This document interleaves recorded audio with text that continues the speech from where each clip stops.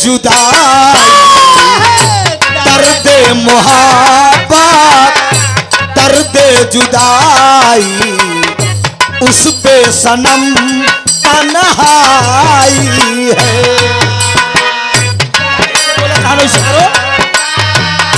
Hello गड़बड़ मत करो जैसे बोल रहा था।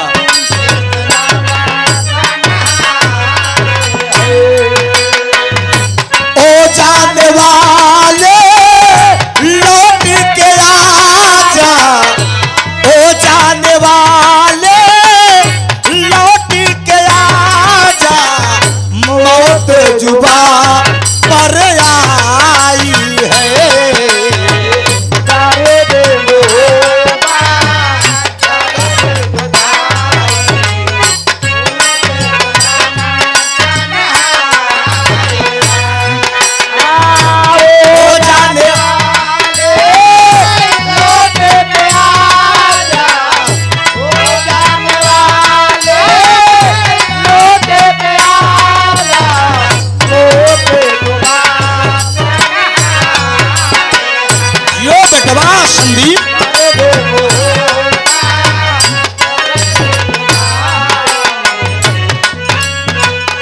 छोड़ी के हम के नौकरी करेला, कितना रुपया तू पावेला। छोड़ी के हम के नौकरी करेला, कितना रुपया तू पावेला। बहुत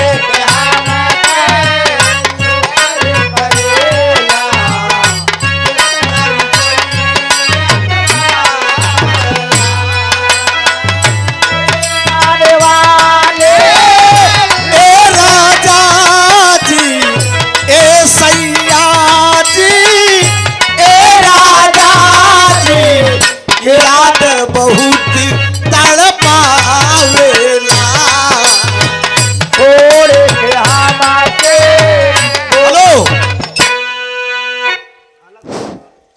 सुने वाले दोस्त, बाजा सही रखा भाई, देखा तुमको पीपाना करे हारमोनियम कम बका। हेलो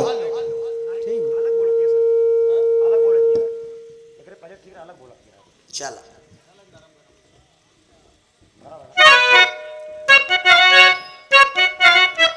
एक मिनट। अब ही सुने हैं सोना से। ए राहुल एक बात सोना कहीं कहीं की आपन मेहरारू दूसरे के लड़किया बहुत निक लागत। सुने वाले दोस्त ही बतावा आपन मेहरारू मतलब आपन लड़किया दूसरे के मेहरारू बहुत निक लागत है। हाँ दूसरे के मेहरारू तो ये बतावा अगर मनसेधु को दूसरे के मेहरारू निकलागत थी तो यही बात मेहरारू पे लागू हो सकत है। काहे नहीं बिल्कुल ठीक। भरे समाज में मर्द के बेइज्जती करता हूँ, मेहरारू अपने आप सीता सती है। नहीं तो लाके भगवती नहीं है। आधा बाड़ू है चुनाई वाली के लिए टहरतिया इतना निक मनसेधु नेमी मर्चन में रहन मुस्कनवा काट डास धाधा गाड़ी ओका लंडूर सारे के चक्कर में हाँ सारी ही चुनाई रखे जमाना है बताओ। तब इस पगलान नहीं काट ससुर इनके हराम खोर इनके राह चलीला टोकेला, राह चलीला टोकेला सोनार सैया जी।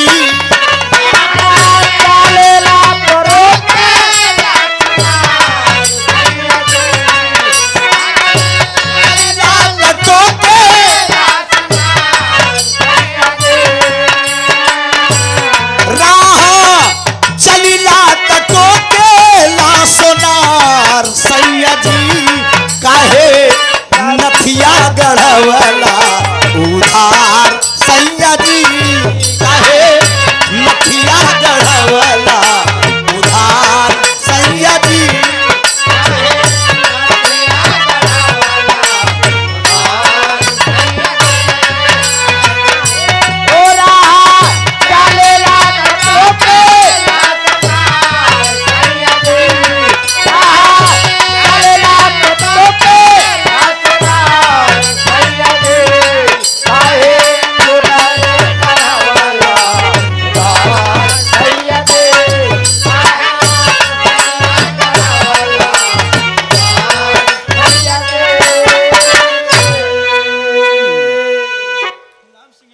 आदरणीय मुलायम सिंह यादव जी कमेटी के बहुत बड़े सहयोगकर्ता वाह और इस कमेटी के सदस्य भी हैं आप हेलो दशहर के धरती से बाबा 200 रुपया के पुरस्कार। भैया ये सीटी देखा काहे ले लेत बा हमारी दाई पीछे में देखा रोके के बाद बहुत बहुत वंदन। वाह बड़ा सुंदर आप सब प्रसंग सुने हैं। वाह क्या बात है बाबा का जाने दे शहर वालिन कजरा अरे बारे का राजा हो तो कैसे मनाई। अब हम कह दी रे गुड़ुई हो तो कैसे मनाई।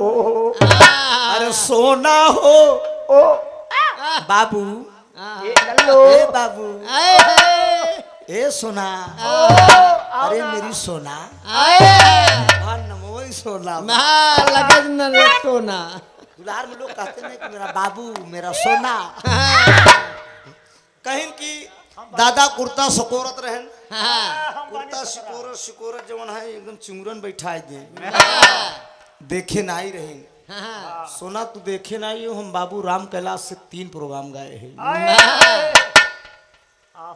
एक प्रोग्राम ही बहरिया के आगे दोनैया चौराहा पे नहर के बगल नहर के बगल हाँ बिजमा विधायिका जी का कार्यक्रम था। उसमें हम बाबू राम कैलाश और शिव बाबू मधुकर 3 कलाकार और एक कार्यक्रम सुल्तानपुर जिला में स्वामी जगन्नाथ जी के भंडारे में था और इतनी ज्यादा भीड़ रही बारे बाबू राम कैलाश 1 घंटा लेट हो गए ने 25,000 की पब्लिक हमार गोड़ कांपत रहा गरी बाप रे इतनी बड़ी जनता। नमन है मालिक करे स्वर्ग में उच्च स्थान दे। नाती नाती कहे कितना प्यार से गवायन है कि अब का बताए हमारा औकात नहीं रही उनके सामने गावे के। आ दिन में बाबू राम कैलाश गाए रात में पूज्य महरूम जनाब पूज्य गुरु जनाब हैदर अली जुगनू साहब से अरे बाबा गुरु जी से गाना ही खाखापुर में रहन रमेश यादव बाबा टाइगर चांद बाबा जी के सारे के बराते में हमारा हैदर उस्ताद का गाना रहन। रात में गुरु जी से गाए के बाद निकल गए बाबू राम कैलाश जी के 7 दिन में गाए। इन बुजुर्गों से प्यार दुलार मिलता था सब और आज उन्हीं सब की देन है ये बिरहा जीवित है। इलाहाबाद धरती के 3 ऐसे नायाब कलाकार थे जनाब हैदर अली जुगनू साहब बाबू राम कैलाश जी और हिंद केसरी हड्डी पे कबड्डी खेलने वाले हाय हाय हाय हाय हाय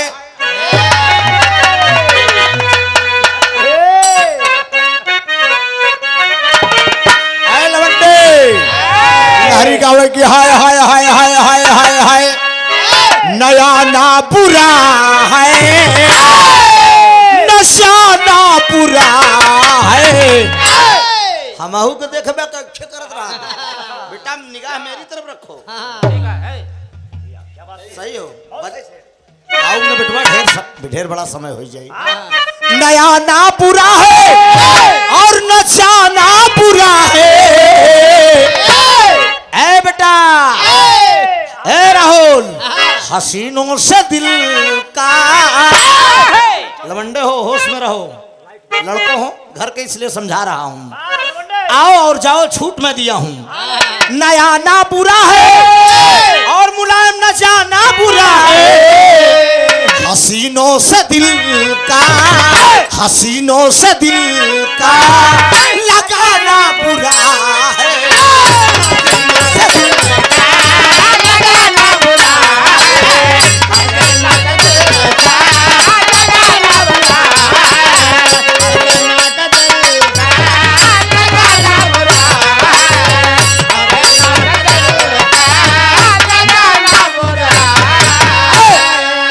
चाहता है अरे पकड़ लूं मैं बाहों में लेकिन मेरी जान मगर सोचता हूँ ये जमाना पूरा है। ये लहरी का लहरा है केहू को सेटल है का हाँ इसमें हुरहेड़ दे चली गई किनारे हाँ बाड़ी बिस्तुइया शेरेस नजर्रा। लाल लहरी जब से विरहा गा रहा है तब से तुम चड्ढी पहन के टहलती रही। कल लहरी कहाँ है, हम नहीं कहा रहे। हाँ? यही छोटे लाल चंदौली वाले से गाना भाऊ कहें चंपा के नाम पे चम्बल घाटी बज के खड़ा महल लहरी कहें चंपा के नाम पे चम्बल घाटी बज के नहीं। हाँ, चंपा का नाम पर चम्बल घाटी बस के छोटे लाल के नाम पर छोटाई पूर्वसी। यहाँ हिया लाल लहरी से विरहा गावे। हम कहे गुरु ये मंत्र हमका तो दू चार ठी बताई दे। हम कहे जमन तने हरहट में हररुन मिले उन्हन का करा करे। कहा उन्हन कुबरे गाय के देवगरे घूम के आऊ मथुरा काशी अबे भतरासी बाटू का। लहरी होई गेन सन्यासी अबे भतरासी बाटू का। हम कहे जमन मान ले और हर हर करें तो कहा कब से भयु पतिव्रता नार द्रौपदी बोलती हूँ ना। लय के संग में घूमू 5 भतार द्रौपदी ये लहरी का लहरा था उन बुजुर्गों की थाथी थी साथियों। अब अहिन मामला फंस गया रहन काया और माया का। लहरी एक गीत गावत रही हाय हाय कहा मेहरी यादुई जी अरे बात के छोटकी कहा हम अरे अपटन लगाई अरे बड़की कहा हम लगाई न तेल मेहरिया दुई जी अरे बाटैया केल। लहरी गुरु गायन था हैदर उस्ताद के सामने जब गायन था हैदर उस्ताद गायन अरे तू सुगना काटे चीनी किया कई तो तू सुगना काटे चीनी किया कई तो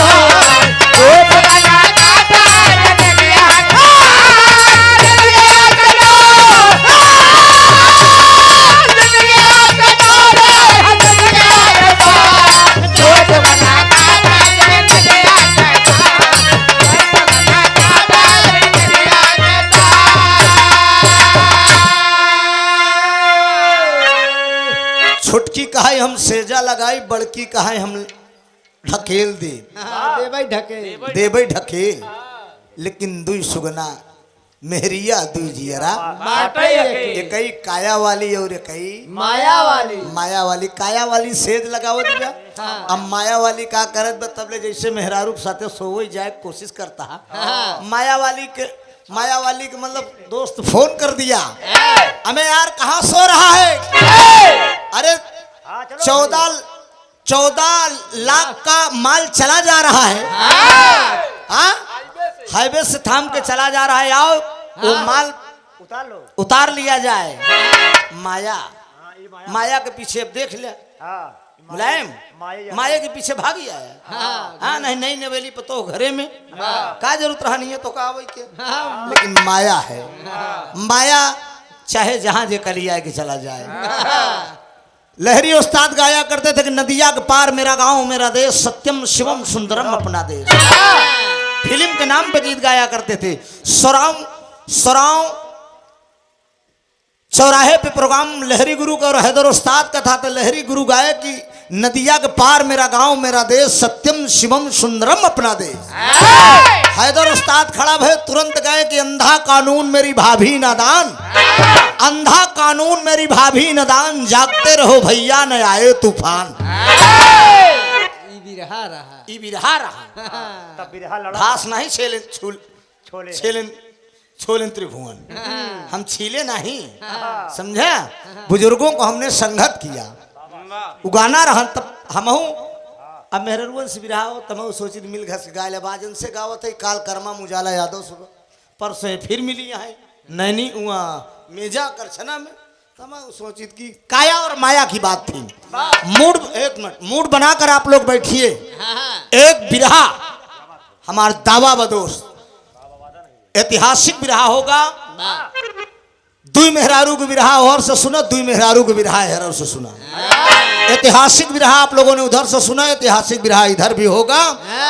बाबा साहब अम्बेडकर जी इस धरती पे बहुत बड़ा त्याग किया मित्रों। संविधान 26 नवंबर 1949 को संविधान बनकर तैयार हुआ जिसके अध्यक्ष रहे राजेंद्र प्रसाद जी और अंग्रेजों के सामने बाबा साहब ने संविधान बनाकर पेश किया था 26 जनवरी 1950 को। पेश कर दिया। और इसको, इस संविधान को बनाने में कितनी लागत लगी अजय बाबू? 63 लाख 96,729 इतनी लागत लगी थी संविधान बनाने में। संविधान बन के जब तैयार हुआ, लाए हैं उस देश से कश्ती निकाल के, इस देश को रखना मेरे बच्चों संभाल के। मूड बनाकर आप लोग बैठ जाए, एक बिरहा ऐतिहासिक होगा। हम, मेरा दावा है कि अशोक भाई सीकी वाले यहाँ के चला गया। हाँ सही है, गैन? सही है। टिड्डा हो गए। आदरणीय मुलायम यादव दशहर के धरती से 101 रुपया का पुरस्कार, भैया को बहुत बहुत प्रणाम हो। सब भाई को मेरा नमन है। जरा गौर करेंगे, बिरहा थोड़ा बड़ा हो जाएगा, क्षमा चाहूंगा अगर मूड से गाऊंगा तो। अगर काट पीट करब तो भाई कमे में खत्म कर दे, लेकिन अगर कहानी बड़ी अनमोल है, दर्दनाक है साथियों, अगर गौर से सुनेंगे तो कलेजा पसीज जाएगा आप लोग। क्षमा चाहूंगा। कलाकार ये सोचता है कि कितना मैं अपने पब्लिक के लिए बढ़िया से बढ़िया गीत गा दूं। आइए मां साहब।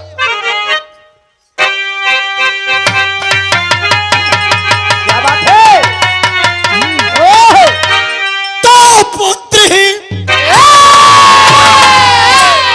तो पुत्र ही माता ममता के सागर बने, माँ के आंचल में बेटे का संसार।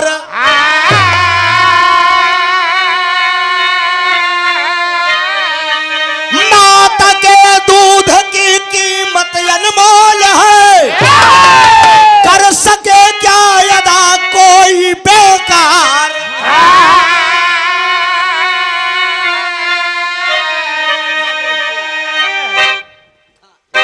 पुत्र वह भाग्यशाली है संसार में, जिसको मां ने पुकारा मृदुल प्यार।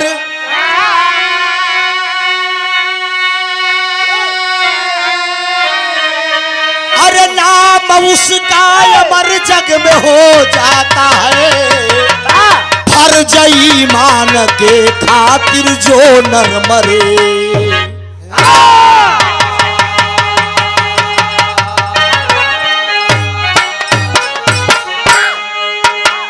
ध्यान दे दोस्त, पुत्र पुत्र होता है, माँ माँ होती है दोस्त। पुत्र वह भाग्यशाली है संसार में, जिसको माँ ने पुकारा मृदुल प्यार से। मतारी का कर्जा धरती पे कोनो औलाद उरी नहीं की सकत। मास्टर साहब, अमित जी, आप शिक्षक हैं, बच्चों को शिक्षा देते हैं। माँ के दूध की कीमत इस धरती पे कोई औलाद पूरी नहीं कर सकते। बढ़ाया डाउन होता है। ध्यान न तनिक के कवाली के लाइन में डॉक्टर साहब।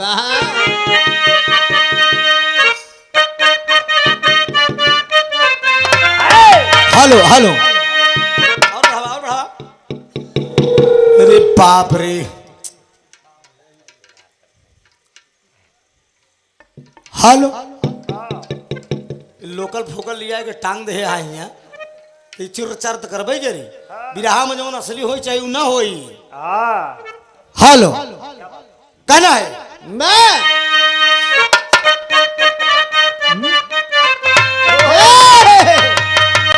अरे उठो मुसलमान नमाज पढ़ो, अरे उठो मुसलमान नमाज पढ़ लो, अरे अबे उठो मुसलमान नमाज पढ़ लो, अभी मेरा सर कटा नहीं है। उठो मुसलमान नमाज पढ़ लो, अभी मेरा सर कटा नहीं है। मुसलमान नमाज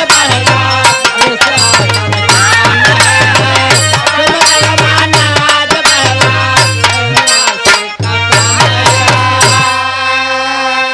हेलो हेलो, उठो मुसलमान नमाज पढ़ लो, अरे अभी मेरा सर कटा नहीं है। अरे हुसैन जैसा दिया शहादत, अरे हुसैन जैसा दिया शहादत, वैसा कोई दिया नहीं है। हुसैन जैसा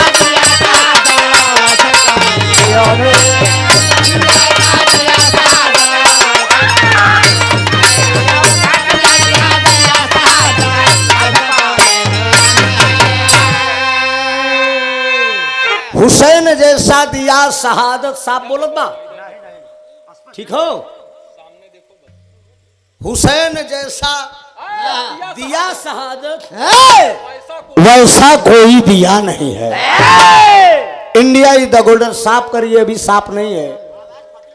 हाँ हेलो हेलो, हल्का से झंझनाहट है, झंझनाहट साफ करिए। पतला कह दे। तो सब बंद के, तो सारे के बिल्कुल झंझनाहट बंद हो जाए। India is the golden word, हल्का से इसका झंझनाहट खत्म करिए। सब ठीक, चलिए आप लोग को क्लियर है तो कोई बात नहीं। सोने का यह देश हमारा, अरे सोने का यह देश हमारा, ऐसा कोई देश नहीं है।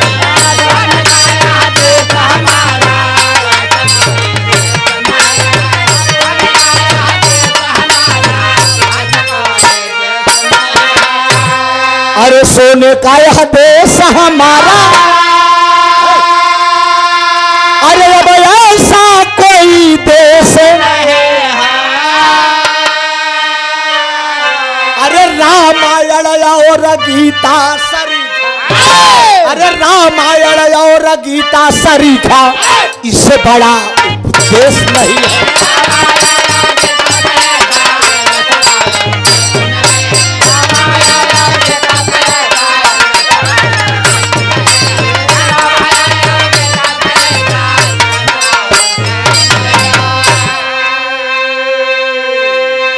गौर करेंगे मित्रों, कहानी कब की और कहां की है। पंजाब प्रांत है, पंजाब प्रांत के अंदर एक छोटी सी नगरी है, जौने नगरी का नाम है चालकोटी। चालकोटी नगरी के अंदर एक राजा थे जिनका नाम बताया गया राजा शंखपति। राजा शंखपति के मेहरारू का नाम रहा अंबा देई।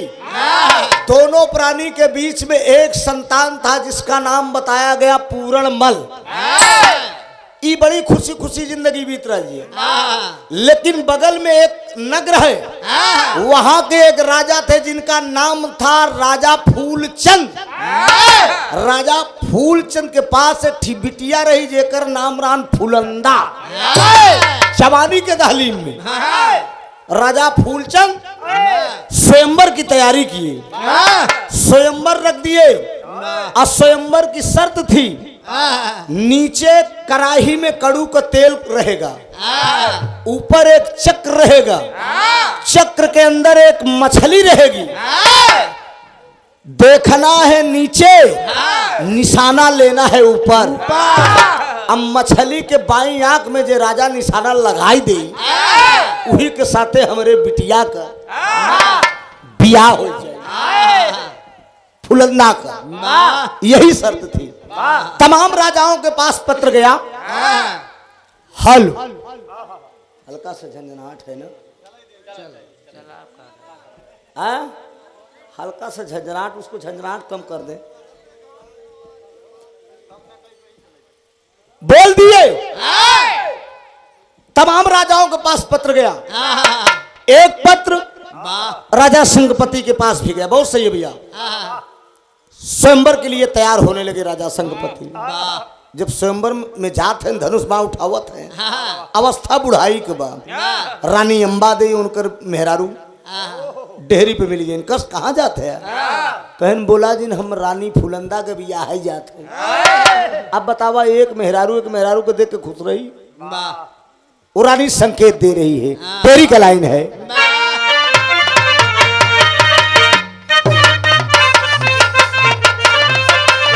अरे मेरे राम, अरे बुढ़ौती पे खियाल करा, अरे तब पावन प्राणपति जी लागल उमर रौती, बुढ़ौती पे खियाल करा।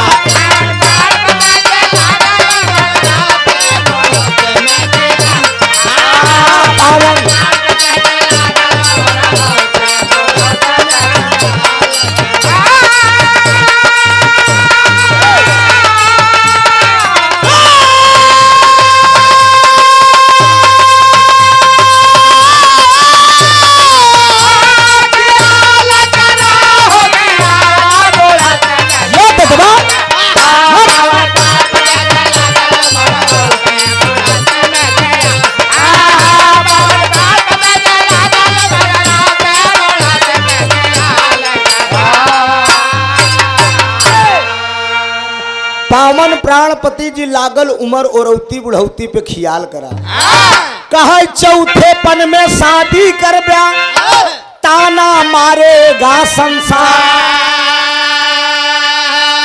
अरे पूजा भजन के उमर बसजना बेटवा पूर्ण मल बड़वार। शंखपति जी क्रोधित होई के अंबा देई को दिया फटकार कहा अरे कायर बन के घर में बैठूं है छत्रीपन को धिक्कार।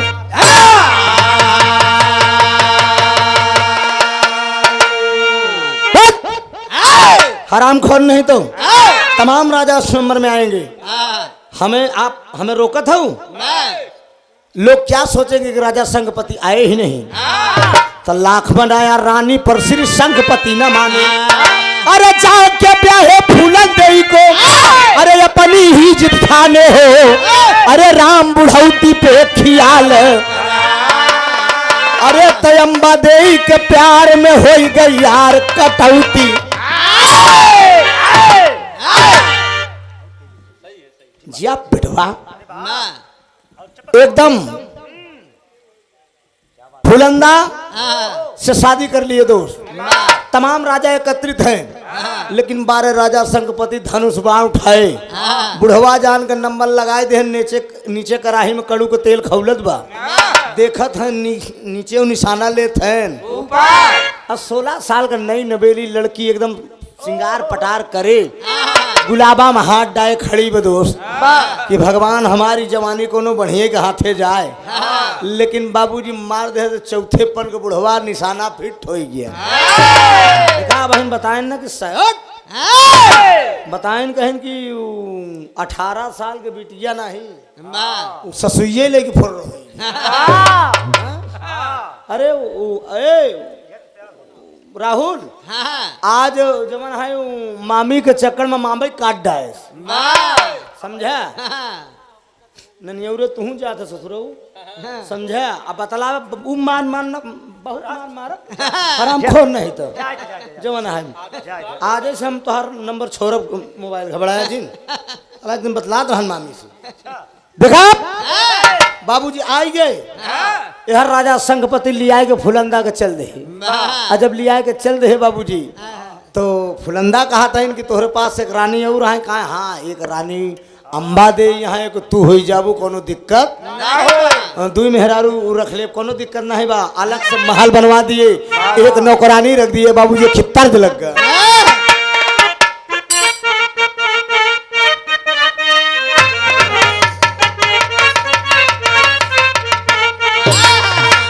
कहा तनी भारत के जननवा हो कहा तनी भारत के जननवा हो सजनवा हमार बड़ा लहारी। कहा तनी भारत के जननवा हो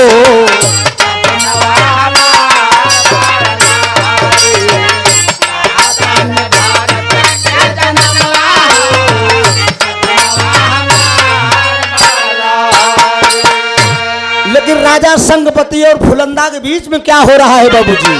चौथेपन में जागल बाजवनिया हो लगनिया छोटी रानी से लगल बा।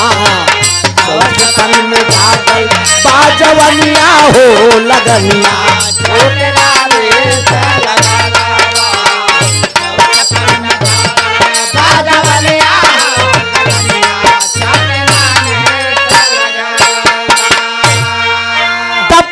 मदाना रसा बस में न तानावा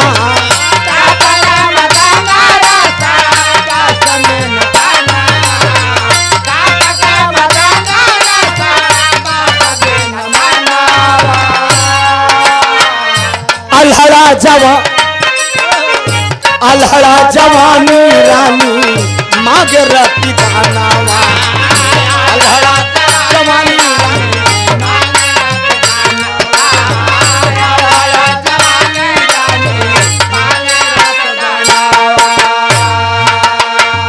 बीते सुख से दिनमा और हो लगनिया छोटी रानी से के सबसे दिनवा और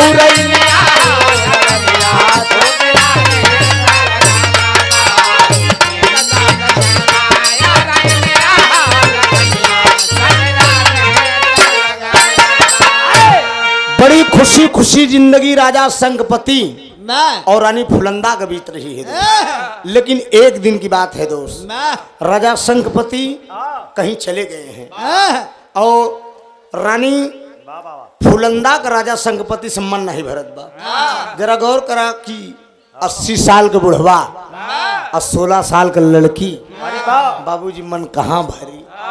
सावन का महीना एक दिन अपने अंटा पर बैठी बा, रिमझिम फुहार परत बा। आ एक नौजवान घोड़े पे सवार, एक नौजवान घोड़े पे सवार बाबूजी उसी रास्ते से गुजर गया जहाँ पे फुलंदा बैठी हुई है। अब नौकरानी बादी बगल में खड़ी बा। आ इतने में बाबूजी पूरनमल को जब देखती है तो पूछती है, रानी फुलंदा पूछती है कि मतलब ये कौन है, ये कौन है जो नौजवान गया। बादी नौकरानी बतावत बे कि मतलब ये तोहरे राजा के बिही रानी के बेटवा पूरनमल है, तोहार बेटवा लागत थी। तो कहा बो सारा गांव लागे काकी तो हम के का कहन। एक बात वो कहती है, जात का मालिक है उसका दोस्त जिसका नाम था मेहताब। मेहताब के साथ घोड़ा बांध कर बाबूजी चौरस खेल रहा है। एक ही तर्ज लगो फुलंदा कहत क्या बा,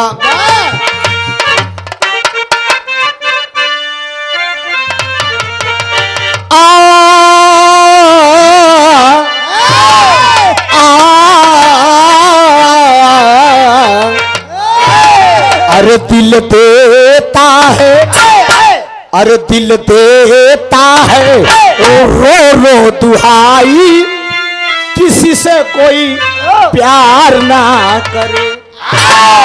लेकिन बाबूजी रानी फुलंदा क्या कह रही है कि दिल से माना है, दिल से माना है बेटवा चाहे भाई रे मिला दे तो आज रतिया। दिल से माना है बेटवा चाहे भाई रे मिला दे तू आज रतिया।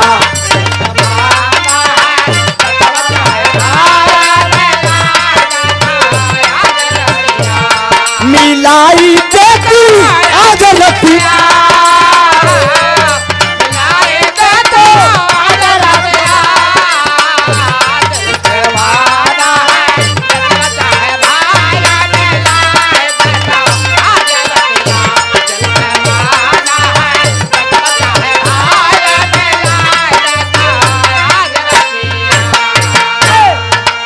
एक बात कहती है दोस्तों, चंचल जवानी बा जवानी माता माटी,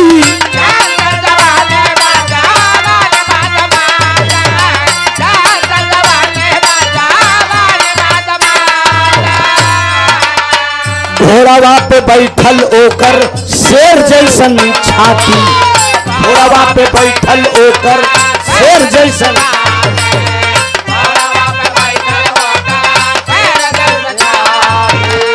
छाती भा भा केला, ए छाती भा भा केला ले तू बोलाई रे मिलाई दे तू आज रतिया।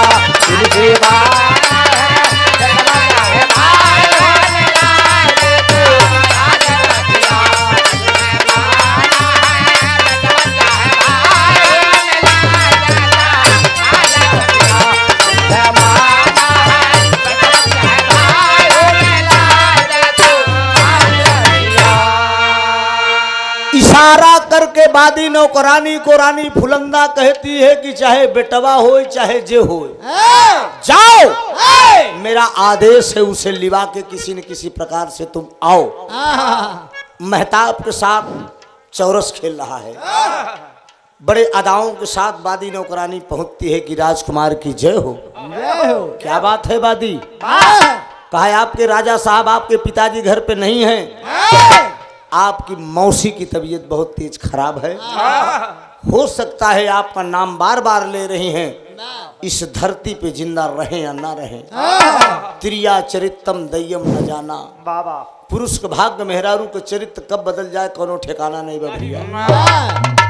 बड़े वो जब तैयार होता है घोड़े पे सवार हुआ आने के लिए पूरणमल, जो जात का माली था महताब, कलाई पकड़ लिया और एक बात कहता है कि भैया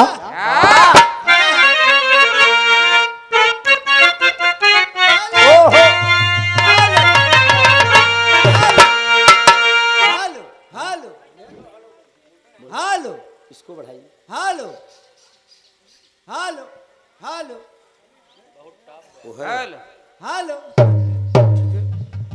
हेलो चल चल सब ठीक बढ़ गया।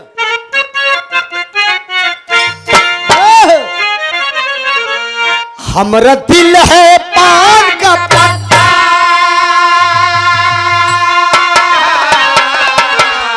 हमरा दिल है पान का पत्ता, गोरिस पे लगा दे चूना कट्ठा।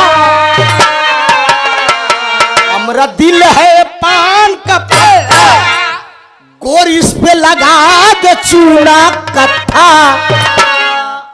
जर्दा खाइबू कि खाइबू मीठा पान गोरिया जिया। लेकिन बाबूजी वो महताब क्या कह रहा है पूरा कि मेरी बात मान लो भैया, मेरी बात मान लो भैया, नहीं बीमार महल में मैया। मेरी बात मान लो भैया, नहीं बीमार महल में मैया, नहीं बिचवई में होवै मझधार नैया, नहीं बिचवई में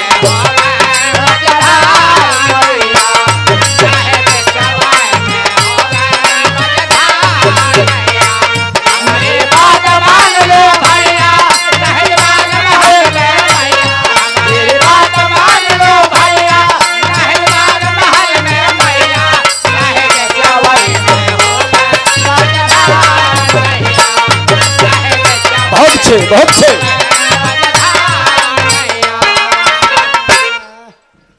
चल देता है। महताब रोक रहा है लेकिन घोड़े पे सवार हुआ कहा तुम नीच हो। जैसे घर में बामोरी मैया वैसे मौसी भी मोरी मैया, नाही बिचवई में होई मझधार नैया। जैसे घर में मेरी माँ है वैसे ये भी मेरी माँ है। मैं जाऊंगा और मैं उसकी सेवा करूंगा। बाबूजी चल देता है। महल में लेटी हुई है, महलों में लेटी हुई है पुरानी फुलंदा। बड़े अदाओं के साथ घोड़े से उतरा, बड़े अदा के साथ, बड़े अदब के साथ कहा मौसी माँ के चरणों में है पूरण मल का प्रणाम। अरे किस कारण बुलवाया मौसी, क्या है मेरा काम। अरे बादी ने जाकर बतलाया मौसी है बीमार, यहाँ और कुछ नजर आ रहा, खैर करे करता।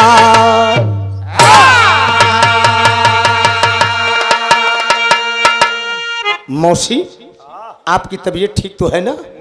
कहा हाँ पूरन हमार तबीयत ठीक हो। लाई गट्टी दे दिया, वो नौजवान खाने लगा। लेकिन बाबूजी ओकर तो मन दूसर बा। एकदम बढ़िया अंगड़ाई लेके, एकदम अंगड़ाई लेके कहा था पूरन तू हमें मौसी का है कहा था।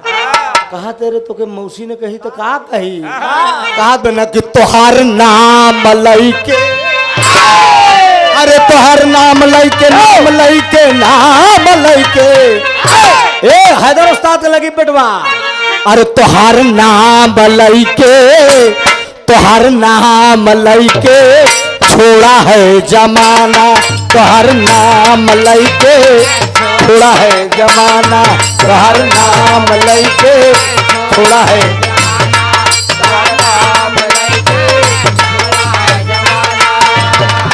सहा नहीं जाए मोसे सहा नहीं जाए मोसे सखियल का ताना तोहर नाम लैके छोड़ा है जमाना तोहर नाम लैके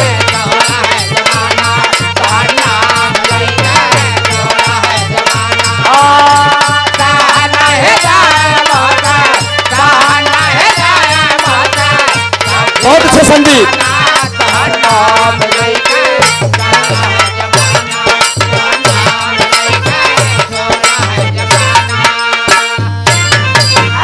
अरे बाप रे कहते अखिया शराबी मेरी गलवा गुलाबी मेरी पतली कमर लटके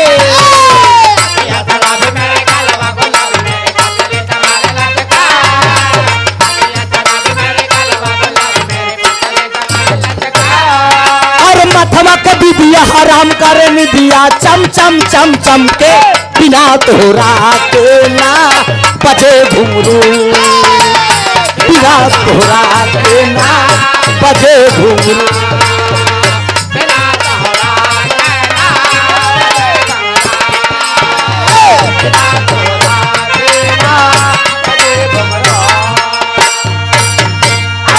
एक बात और वो मौसी कहती है काहे एकदम प्यार की भूखी है उठा के उस नौजवान को बाबूजी पलंग पे पटकना चाह रही है झटक के वो खड़ा हो गया कहा लोक की लाज प्रलोक की लाज अरे त्रिलोक की लाज से ना ही डरे तुम अरे मैं निज धर्म न छीड़ करऊं चाहे कोटि सहस्र प्रचनन करे तू हरामखोरिन बीमारी का बहाना करके तुम अपने पास तक मुझे बुलाई और गलत संबंध करने के लिए तुम कह रही हो अरे तुम मेरी माँ हो मैं तेरा पुत्र हूँ इतने में फुलंदा कहा था कि अगर बात ना मानो पूर्ण पड़े तुम्हें पछताना अरे तिरिया चरित सुनो पूरमल अरे तुमने नहीं है जाना हो अरे राम बुढ़ौती पे खियाल अरे माना बात पिया से जियई पे चला फिरौती हरामखोर बीमारी का बहाना करके तुम इश्क का नाटक कर रही हो मेरे साथ कहा पूरनमल तुमने अभी त्रिया चरित के चक्कर में जाना नहीं है ए पुराण तुम्हारे पिताजी बुढ़े हो चुके हैं मेरी जवानी को देखे तुम मेरे लायक हो इतने में बाबूजी ठुकरा के नौजवान चला गया और जब ठुकरा के चला गया झटका पटका में पूरण मल का फेडा कटार वहीं पलंगे पे छूट गया और जब वहीं पलंगे पे छूट के बाबूजी जब चला गया वो नौजवान तब बादी नौकरानी आए कहे महारानी कुछ काम बना कहे नहीं काम तो कुछ नहीं बना कहे वो चला गया कहे राजा साहेब अगर बताई राजा साहेब से अगर बताए दे तो हमार तोहार दोनों जने के फांसी हो जाई अरे फुलंदा कहे तू चिंता न करा अरे तू चिंता न करा त्रिया चरित के चक्कर में राजा अबे पड़ा नहीं है हमार नाम फुलंदा बा हम राजा का अगर अपने अंगूरी बनाना चाहिए तो हमार नाम फुलंदा नहीं शाम का वक्त हुआ दोस्त शाम का वक्त हुआ राजा शंखपति जी घर पे आए तो पहले रानी महारानी जब बिगड़त रहे तो उनके बड़े कोप भवन रहा कोप भवन में जाए गई रानी फुलंदा एकदम बार और बिखेर के लेटी बा बादी नौकरानी से पूछ रहे हैं कि हमार रानी कहाँ है कहें तोहार रानी कोप भवन में है दबे पांव राजा शंखपति दबे पांव जाए के बाबूजी रानी फुलंदा का बगल खड़ा हो के का हो गया हमरे जान का अरे हमरे गुलब्बो का का हो गया इतने में रानी फुलंदा कहा तुम तो सुन ना बोला हम तो सुन ना बोला का बात है काहे न बोलबू बतावत है कि उस्ताद वाली तर्ज लगे बेटवा हमारे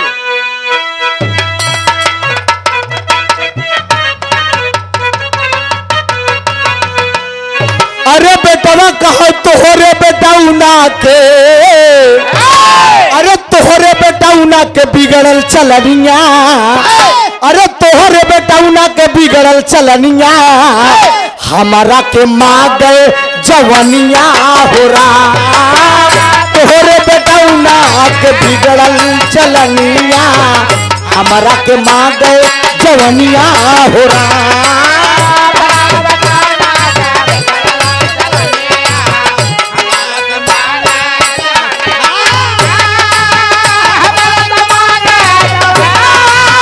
अरे जिया संदीप बेटवा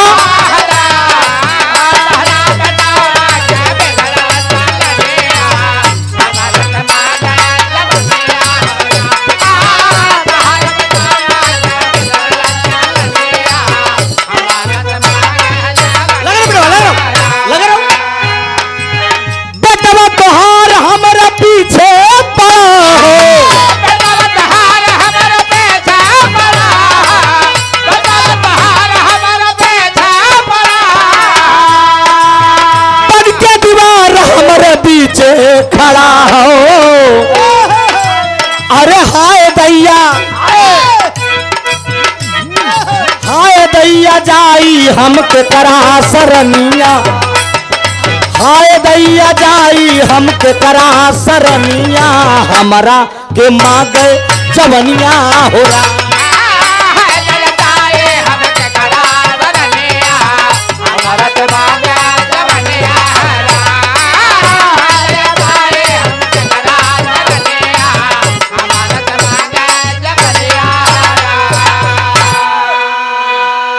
राजा संगपति एकदम अवाक रहे कहन हमार बेटवा तोहरे लगे आए रहन कहन हाँ आपके बेटवा कहन आपके बीही रानी का जो बेटा है पूरणमल किसका नाम है अरे बाप रे बाप राजा संगपति कहनी तो हमारे बीही रानी के बेटवा पूरणमल हो मेरा खुद का बेटा है कहन क्या किया रानी तोहरे साथ क्या करे ससुरा कहन राजा साहब ये बतावा हम आपका पतोह बनी कि आपका मेहरारू कहन का करे ये क्या कह रही हो तुम ऐसा कतई नहीं हो सकता कहन तोहार बेटवा हमारे लगे आए रहा मेरी आबरू लूट लिया नहीं ऐसा कतई नहीं हो सकता कि मेरा बेटा आपके पास आया था और तुम्हारी इज्जत लूटा कहन नहीं विश्वास बना बाबूजी हम बताए कि झटका पटका में फेडा कटार छूट गया था वही फेडा कटार प्रमाण हो गया फेडा कटार प्रमाण हो गया यकीन हो गया राजा साहब को कि मेरा बेटा आया था और मेरी रानी साहिबा के साथ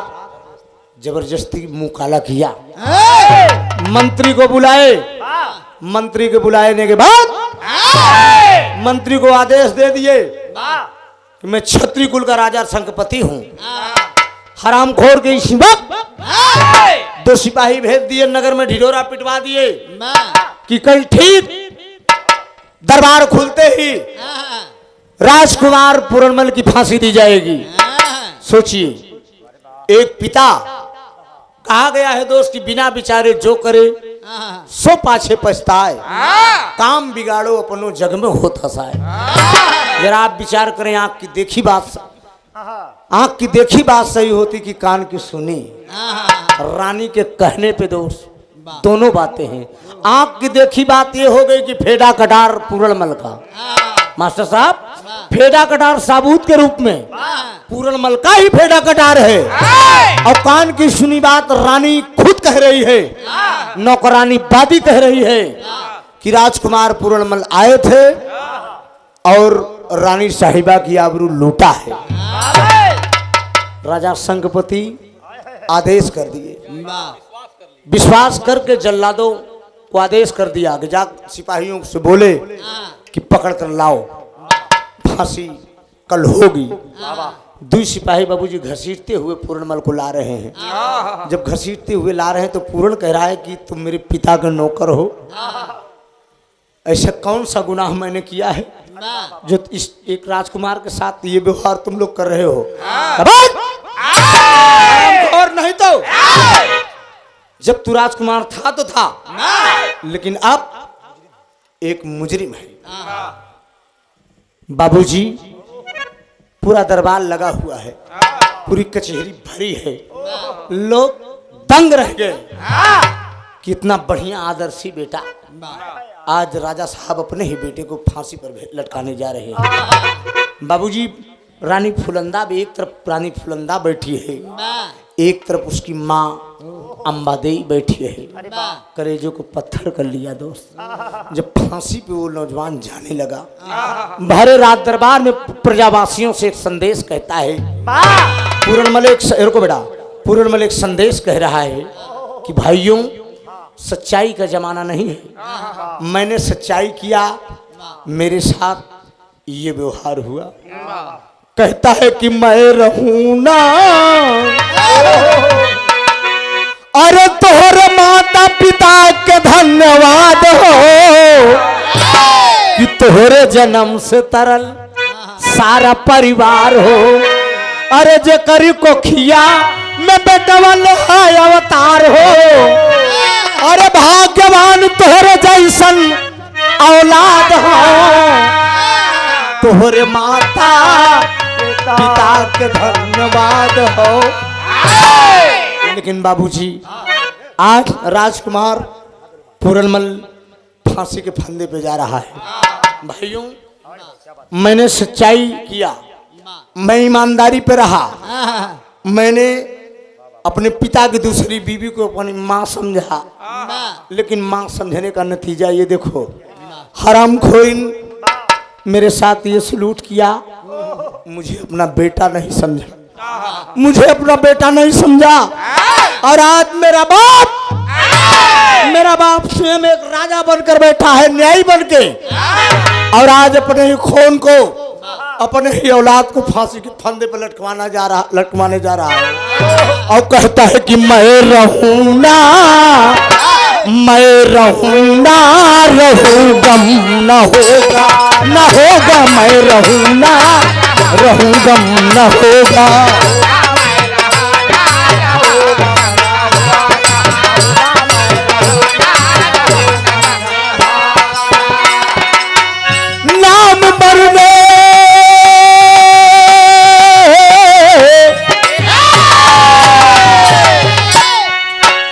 नाम मरने पे मेरा कम न होगा, नाम मरने पे मेरा कम न होगा। मैं रहूंगा, रहूं गम न होगा, मैं रहूंगा, रहूं गम न होगा।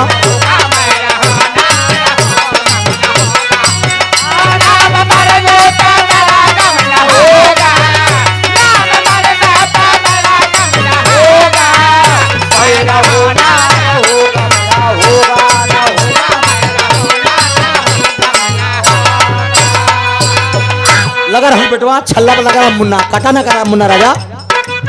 सबका प्रणाम करे, सबका प्रणाम करे पूरा ललनामा, सबका प्रणाम करे पूरा ललनामा।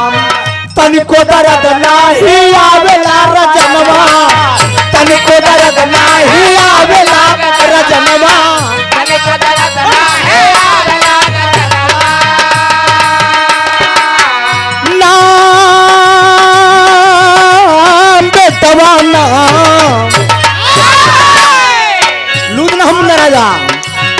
नाम दुनिया से कभी कम न होगा, नाम दुनिया से कभी कम न होगा। रहूं गम न होगा,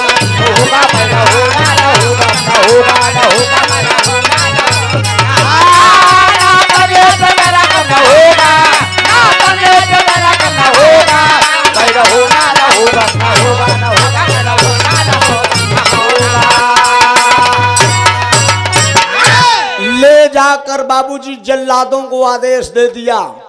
गौर करेंगे बाबूजी, जल्लादों को आदेश दे दिया राजा शंखपति। जब आदेश दे दिया, हरामखोरिन फुलंदा एक तरफ बैठी है, रानी अम्बादेई उसकी माँ एक तरफ बैठी है, लेकिन जल्लादों को आदेश दे दिया कि शिवा इस हरामखोर को फांसी के फंदे पे लटकवा दो। ये अपनी मैभा मतारी की इज्जत लूटा है। गौर करेंगे बाबूजी, ले जाकर जल्लाद फांसी के फंदे पे लटका दिया। जब फांसी के फंदे पे लटका दिया, हाथ भर की जीभ निकल आई। और जब जीभ निकल आई बाबूजी, तो आदेश कर दिया जल्लादों को इसकी जीभ को काट लिया जाए। और जब जीभ काट के बाबूजी दे दिया और दोनों आंख निकाल लिए, निकलवा के दे दिए उस रानी फुलंदा को। वो हरामखोरीन रानी फुलंदा हंसते हंसते अपने पैरों से कुचल दिया। लेकिन जरा गौर करेंगे, यही तो सोचने की बात है। कहानी यहीं से बदल रही है, आगे जा रही है। अब आगे की कहानी क्या है?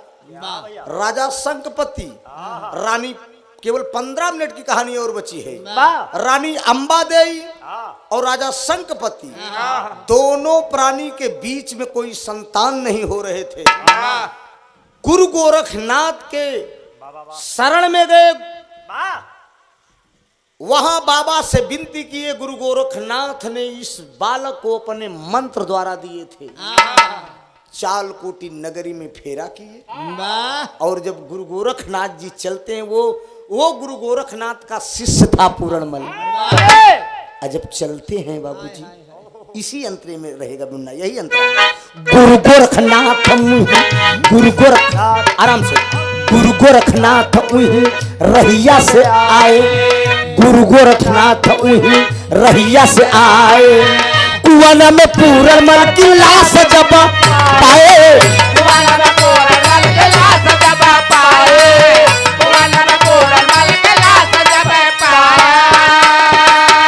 नाम दुनिया से कभी कम न होगा, नाम दुनिया से कभी कम न होगा। मैं रहूं ना रहूं, गम न होगा। बाबूजी, उसकी लाश कुएं में डलवा दिए। मंत्रोच्चारण किए गुरु गोरखनाथ। मंत्र ये बता रहा है कि आपका शिष्य बेकसूर तिरिया चरित के चक्कर में मारा गया, उसकी लाश कुएं में है। गौर करेंगे बाबूजी, गुरु गोरखनाथ उस कुएं तक पहुंच गए, जिस कुएं में उसकी लाश है। जब उस कुएं तक पहुंच गए, देखने वालों का तांता लग गया।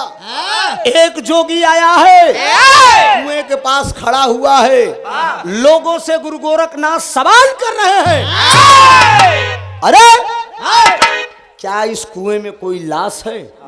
लोग बता रहे हैं कि यहाँ के राजा शंखपति अपने ही बेटे की लाश डलवाए हैं कुएं में, फांसी के फंदे पे लटका के। गुरु गोरखनाथ जी बोले, क्या लाश को निकाल सकते हैं आप लोग? बैठ कर लोग बोले, ऐ साधु, क्या करेगा लाश को निकाल के? लाश में अंदर बदबू आ गई होगी। कुछ लोग समझदार थे, बुजुर्ग थे, बोले यार कुछ साधु ये कुछ मांग नहीं रहा है, केवल लाश निकालने की बात कर रहा है, लाश को निकाल ही दिया जाए। जरा गौर करेंगे मेरे मुकद्दर के मालिक, बिरहा के सुनने वाले श्रोता बंधु। आखिर में लोगों की मदद से गुरु गोरखनाथ पूरणमल की लाश को निकलवाए। जब पूरणमल की लाश निकाले, बैठ गए गुरु गोरखनाथ, मंत्रोच्चारण कर रहे हैं। घंटों मंत्रोच्चारण किए, लेकिन लाश के अंदर कोई परिवर्तन नहीं हुआ।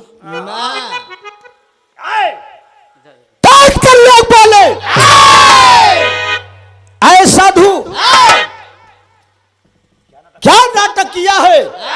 बारे गुरु गोरखनाथ बैठे हैं बाबूजी, लोगों की बात सुनकर तमतमा कर उठते हैं। मंत्रोच्चारण किया, मंत्रोच्चारण करने के बाद मंत्र फूकते हैं, फूकने के बाद एक चाटा खींच कर मारे, लाश कर पकड़ को झकझोर दिए। लाश के अंदर धीरे धीरे धीरे धीरे धीरे धीरे धीरे धीरे लाश परिवर्तित होने लगा, बदन में धीरे धीरे जान आ गया। उसके बाद कुछ देरी के बाद उठकर वो लड़का बैठ गया। अरे वाह, क्या बात है? जब उठकर वो लड़का बैठ गया, गुरु गोरखनाथ बोले कि बेटा देख मेरी तरफ, मैं कौन हूं? पहचान जाता है लड़का कि यही तो मेरे गुरु हैं। गुरु गोविंद दो खड़े काके लागो पाए, बलिहारी गुरु आपकी गोविंद दियो बताए। मैंने बताया ना मित्रों कि गुरु का दर्जा सबसे ऊंचा होता है। आज अपने गुरु के आशीर्वाद से वो दूसरा जन्म पाया है। तो देख तेरे संसार की हालत, देख तेरे संसार की हालत, क्या हो गई भगवान कि कितना बदल गया इंसान, कितना बदल गया इंसान,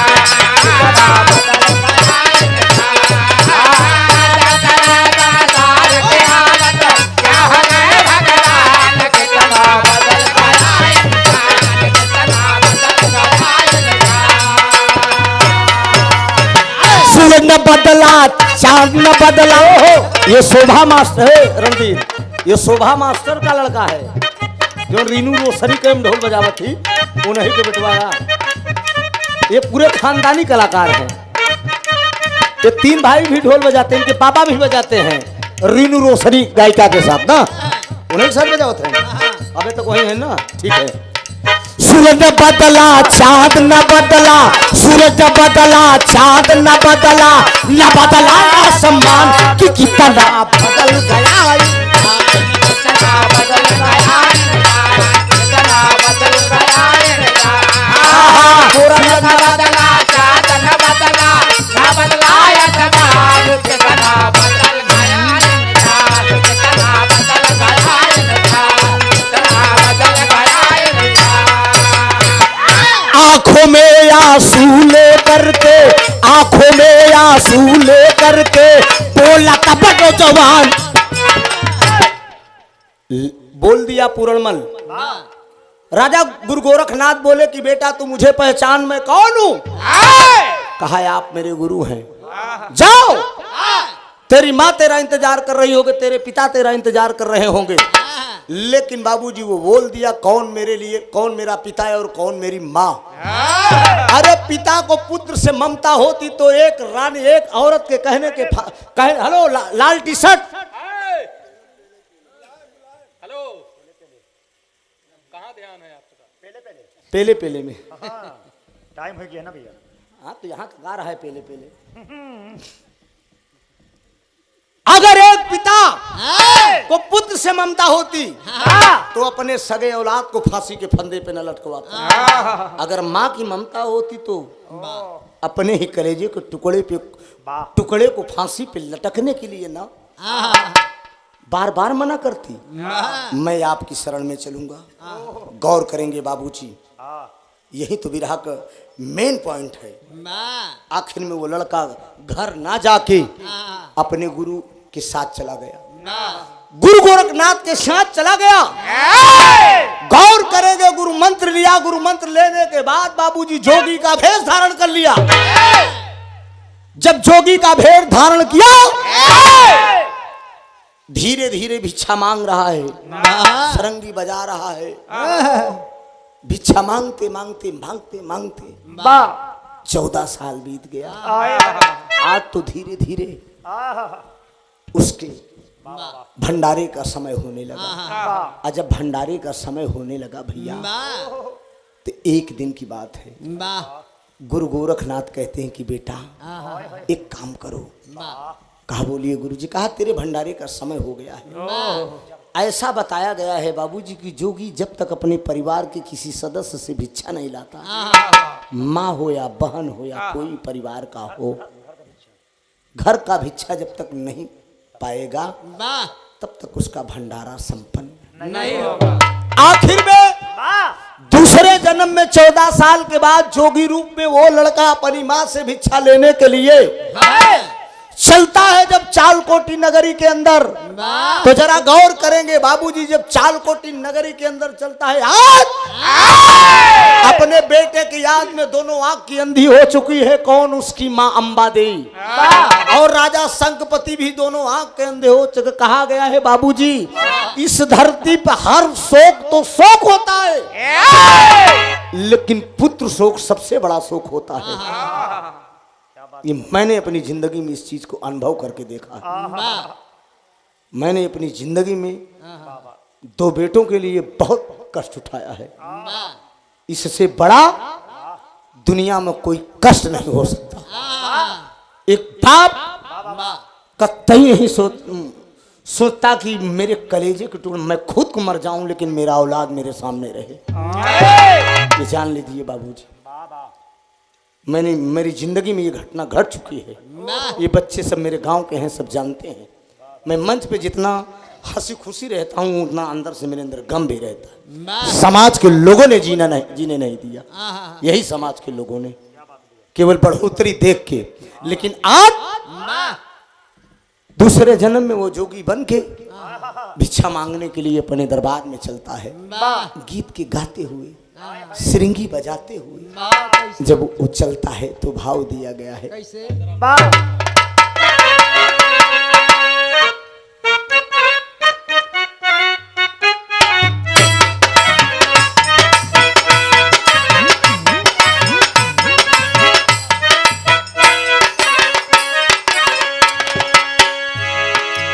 मुन्ना राजा उतर रहा कि नारी के कारानवा भारत हरी, अरे बनी गईले जोगी आहो, अरे बनी गईलन जोगी आहो, जोगी बन के छोड़लन राजपाट की राम राम हो। लेकिन आखिर में वो जोगी चल रहा है पूरनमल दूसरे जन्म में। पूरा नगर में जैसे प्रवेश करता है वो जोगी, 1 मिनट के लिए थोड़ा से मैं झलक दिखाऊंगा। यह मौके पे आप थोड़ा से कलाकार अपने भेष में रहेगा। 1 मिनट के लिए त्रिभुवन गवैया जी ने समझा, थोड़ा से बिरहा के बड़े बेहतरीन कलाकार जाबाज राम जन्म टोपी वाले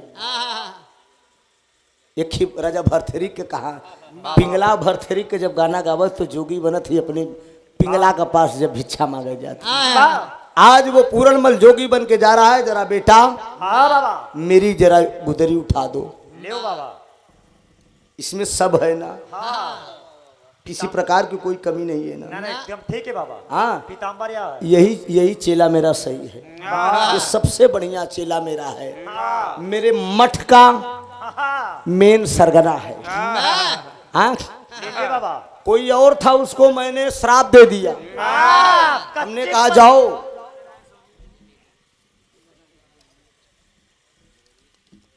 ये हमारे शिष्य हैं सोना सुहानी जी, पेशे से एडवोकेट हैं, हाई कोर्ट में अभी हाल ही में हमारे शिष्य बने हैं। ज्यादा से ज्यादा नवरात्र में ना, नवरात्र में हरिश्चंद्र पाल मोतिहा की धरती से, बरौना हरिश्चंद्र पाल जी गायक कलाकार, ये हमारे शिष्य हैं। पुष्पहार देकर बहुत सम्मान किए आपने, बहुत अनमोल पुरस्कार दिया, हमारा शुभ आशीर्वाद बा। आए हमारा अंदाज में कम से कम 15,000 रुपये खर्च करके चेला बने गए रहे। ये जान लो जो शिष्य का फर्ज है। पूरी तरह से मैंने कुछ इनसे कहा नहीं था, लेकिन सब कुछ जो गुरु को देना चाहिए, बड़े हृदय भाव से ये मेरे दरवाजे पे गए थे और बड़े भाव से मैंने पूजा पाठ भी कराया। हमारा शुभ आशीर्वाद बा, पंच परमेश्वर का आशीर्वाद बा। खूब बढ़िया गावा बजावा, बल्कि हमके इतना बढ़िया वकील है, क्या जरूरत बगाए की करे। कहें गुरु जी मेरी शौक है। बैठा बैठ के तनिक आनंद ला, सोना से भी तो हरम परिचय कराए दे। ए बेटा, ये मेरी गुदरी हुई, जरा पीतंबर दे। देखिए, और एक रुद्राक्ष नहीं है बेटा? है बाबा। हाँ, 2 माला है। ये मठ का, अच्छा ये रुद्राक्ष का माला है। ठीक है बेटा, जरा पगड़ी दे बेटा। और होगा 1 मिनट के लिए थोड़ा से वो पूरनमल चल रहा है जोगी भेष में। बेटा। हाँ बाबा। कुछ चेला मेरे बैठे हैं, रास्ते में मिलता जाऊंगा। बिल्कुल बाबा, हर रास्ते में काफी लोग बैठे। यही संस्कार है, गुरु दरबार में पहुंच चुका है, लेटे हुए हैं। हर एक जोगी को, एक संत को किस तरह से, अब तू लोग यह समझो तो कि त्रिभुवन गवैये तो एक तो जो है गांड घुमा दिया इधर, देखो। हाँ, यही संस्कार है। कोई बात नहीं है बेटा, मैं तो जोगी हूँ, मैं तो साधु और सन्यासी हूँ, मेरे को क्या करना है। मैं तो अलग जगाते हुए निकल जाए, चाहे पिछाड़ा घुमावा चाहे अगाड़ा। हाँ, लेकिन घुमावा चेहरे से घुमावा और ऐसे आशीर्वाद दे दे हम। हाँ, पीछे से चाहे आगे से। जोगी चल दिया है, नगर में पहुंचा है बाबूजी, तमाम लोग देख रहे हैं, भिक्षा मांगते हुए श्रृंगी बजाते हुए जा रहा है। जरा गौर करेंगे बाबूजी, इस धरती पे कर्ण आया था, कर्ण जो है सोना दान किया, तो जब स्वर्गलोक में गया तो उसे खाने के लिए सोना और रहने के लिए सोना मिला। गौर करेंगे, इतने बड़े भाई लोग, भैया बाबू लोग, पंच परमेश्वर लोग हैं आप। 10 रुपया 20 रुपया का तो लोग पान और सिगरेट पीकर जो है धुआं उड़ा देते हैं और थूक देते हैं। मैं किसी से मांगूंगा नहीं, मैं कोई मांगने वाला भिखारी नहीं हूँ, मैं कोई मांगता नहीं हूँ। लेकिन बाबूजी, ये जो आप इस जोगी के झोली में डालेंगे, इसको मैं किसी गरीब को दान कर दूंगा। गरीब दुखिया अगर कोई आएगा उसे मैं जरूर दे देता हूँ, रखे रहता हूँ कि ले जाओ, कम से कम ये दान में मिला है, दान ही से। वो जोगी जाता है अलग बजाते हुए, क्या कहता है?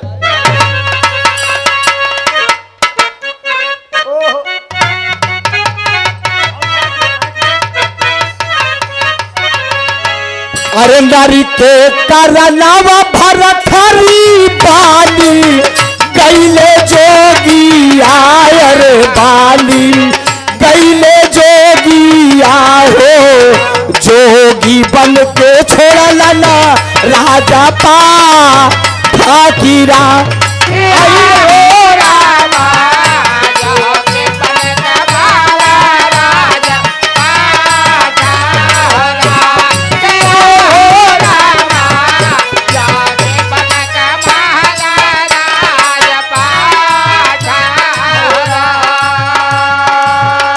घूमता घुमाता जोगिया पहुँचल बाभवनवा, भैया पहुँचल बाभवनवा हो, दैता गुदरिया माइया जाकिरा।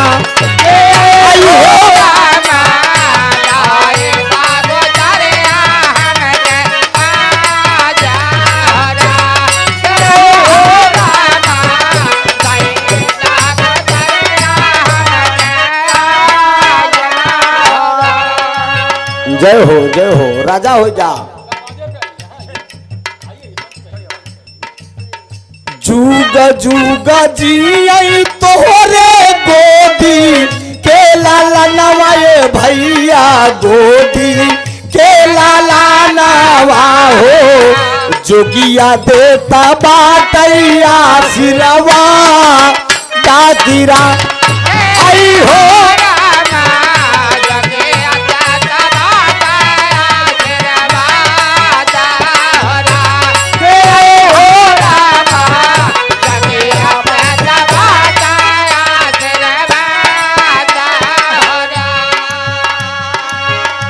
इधर दरबार से भी भिक्षा मिलेगा। अरे 1 रुपया 2 रुपया। जुग जुग जी आई तोहरे मागी, कैसे नूरावाए देवी मागी, कैसे नूरावा हो, अमर राहै तोहारौ सोहा गाकीरा। हो रामा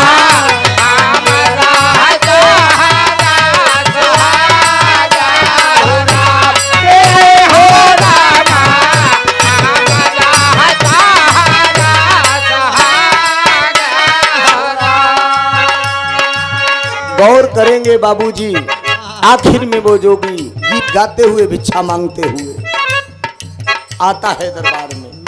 रानी फूलंदा की निगाह पड़ जाती है, रानी फूलंदा देखती है और पहचान जाती है, इतने कम उम्र में जोगी क्यों बन गया ये। बुलाकर पूछती है, बाबा काउले करनवा बाबा जोगा वारामा वाला है, बाबा जोगा वारामा वाला हो, जोगा वारामा के भिखिया गीला राम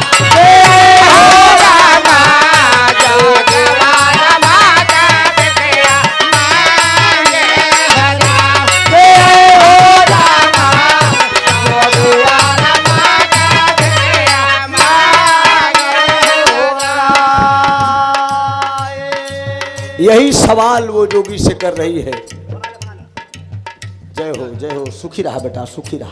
बाजा वाले भैया जुग जुग जी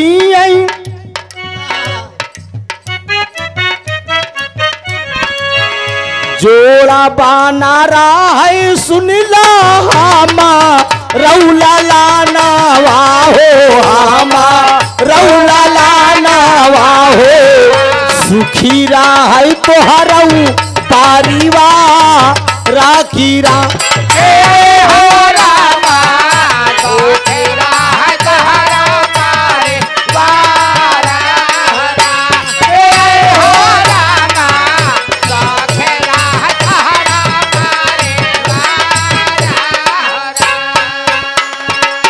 सवाल करती है फुलंदा कहती कि बाबा किस कारण आपने जोगी का रूप धारण किया है। वो जोगी कुछ बताता नहीं है, गीत में गाते हुए आगे बढ़ जाता है। माए भा मातारी खातिर जोगा वारम वाले माई जोगा वारम वाले हो जोगा वारमा के भिखिया माँ पीला राम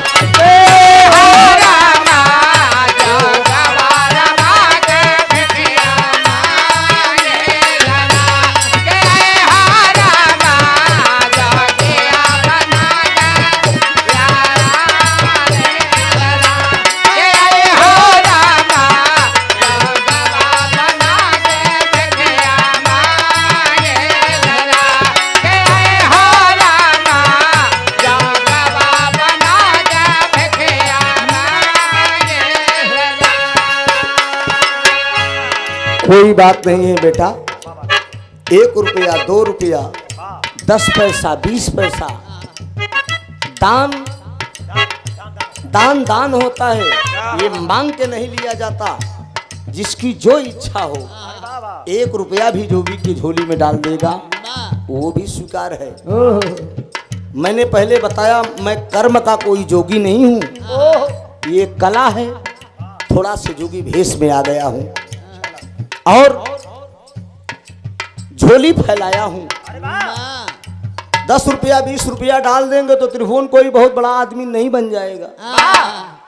वैसे भी माँ भगवती ने सब कुछ दे दिया है। गायकी बजायकी से सब कुछ मिल गया है। दूध से लेकर पूत तक कोई प्रकार ईश्वर ने कमी कहीं से नहीं किया। लेकिन एक जोगी का भेष है, जोगी के रूप में झोली फैलाया और जिसकी जो इच्छा होगी डाल देगी।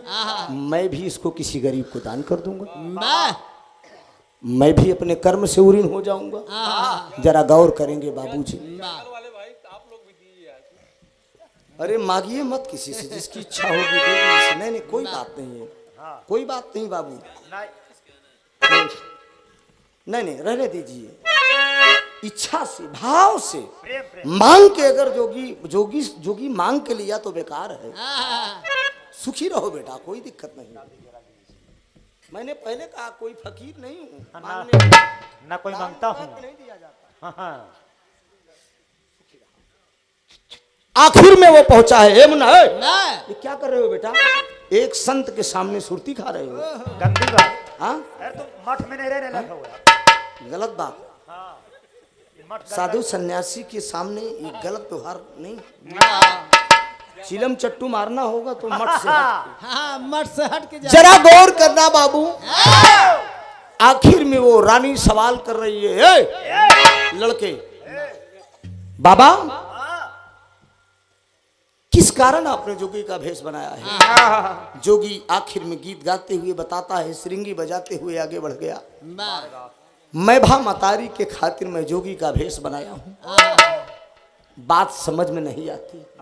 आगे वो जोगी पहुंचता है तो 2 सिपाही खड़े मिलते हैं।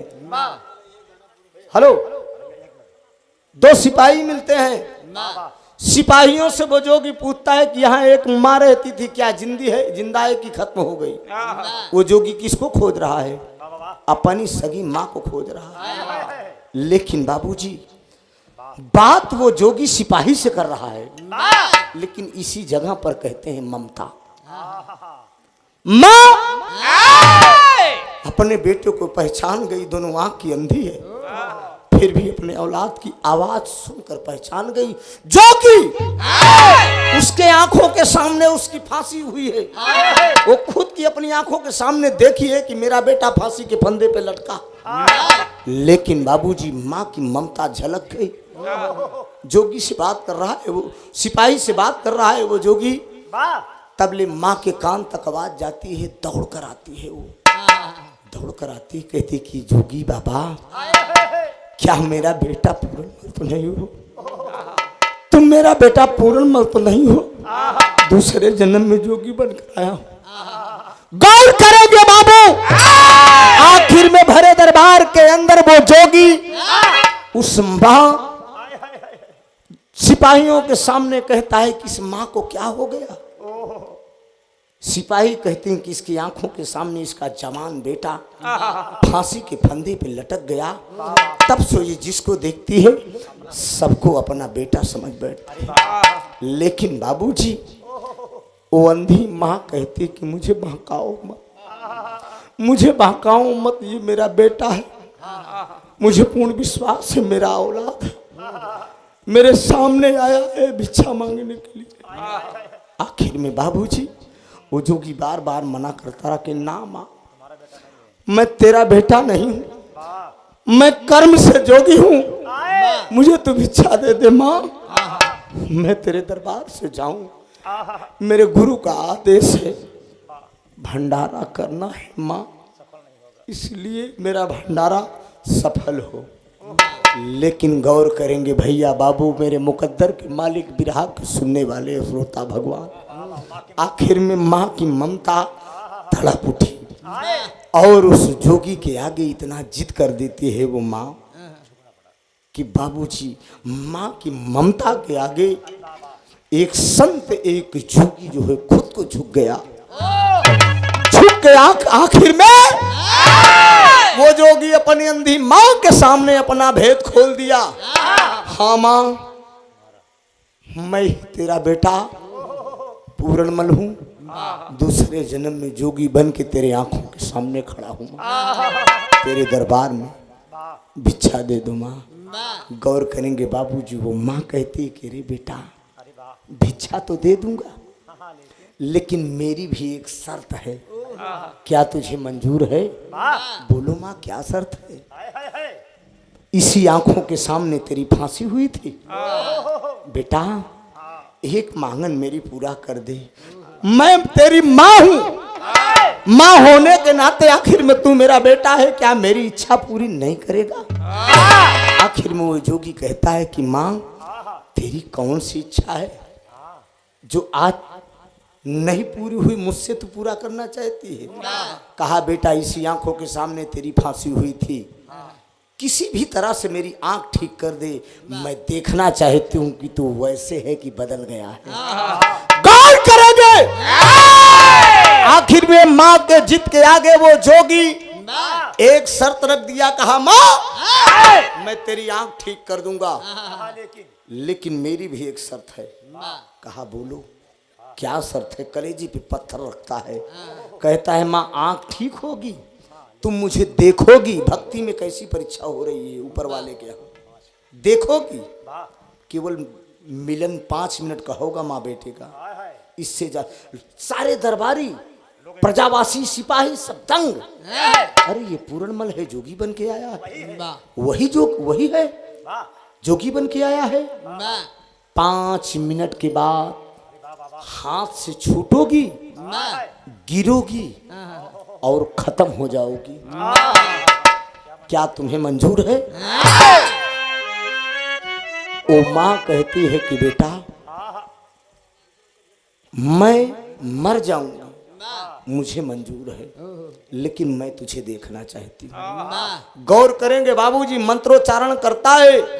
मंत्रोच्चारण करने के बाद मंत्र पढ़ के आंख को फूकता है और माँ की आंख ठीक होती है। जब माँ की आंख ठीक होती है, माँ अपने बेटों को भर निगाह देखती है और देखने के बाद ठीक दोनों माँ बेटे आपस में गले मिलकर फपक फपक कर रोते हैं। आंखों में आंसू लेकर माँ रो रही है, आंखों में आंसू लेकर उसका बेटा रो रहा है जोगी। लेकिन बाबूजी नस किस्मत में जो लिखा है उसे कोई टार नहीं सकता। ठीक 5 मिनट के बाद उसी राज दरबार महलों में जोगी के हाथ से वो अंधी माँ छूट जाती है और हाथ से छूटती है। चाचा रोने लगे बात समझ के, और हाथ से छूटती है और छूटने के बाद तुरंत जमीन पे गिरती है। गिरने के बाद क्यों टेढ़ हो रहे हो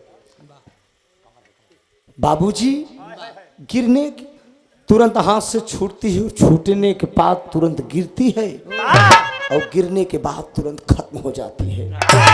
और जब खत्म हो गई तो वो जोगी आगे बढ़ गया।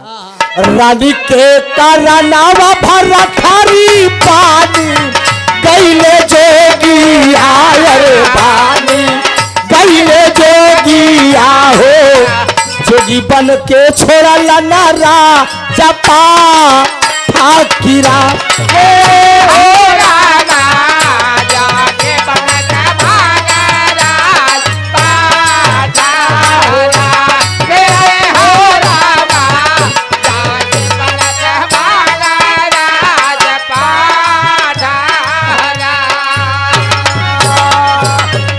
आखिर में वो जोगी जब गाते हुए आगे बढ़ता है बाबूजी, लोगों की जानकारी हुई कि पूरणमल दूसरे जन्म में जोगी बन के आया है। राजा शंखपति के जानकारी हुई, दोनों आंख के अंधे चुके हैं रोते रोते। लौट कर आए बाबूजी, पूरणमल के सामने हाथ जोड़कर खड़े हो गए। कहा बेटा, मुझ जैसे पापी पिता की जगह नरक में भी नहीं मिलेगी, स्वर्ग की बात छोड़ दीजिए। मैं तेरे सामने हाथ जोड़कर खड़ा हूं बेटा, तू ये जोगिया वस्त्र त्याग दे, तू राजकुमार बन जा, राजा बन जा, राजपाट संभाल। कौन आखिर में राजपाट संभालेगा? लेकिन बाबूजी वो जोगी कहता है कि अरे राजा, एक जोगी के लिए ये धन दौलत महल अटारी क्या होगा? अरे राजा बनाना था तो एक औरत के कहने पे तुम मुझे फांसी के फंदे पर ना लटकवाते। जाओ, मुझे आपका राजपाट नहीं चाहिए। लेकिन आखिर में लोग जिद करने लगे बाबूजी, तो एक वचन दिया। कहा मेरी माँ तो मर गई, लेकिन तेरी दूसरी बीवी ये खड़ी है फुलंदा, मैं वचन दे रहा हूँ, इसके पेट से एक लड़का पैदा होगा, वही चालकोटी नगरी का राजा बनेगा। मुझे आपका राजपाट नहीं चाहिए।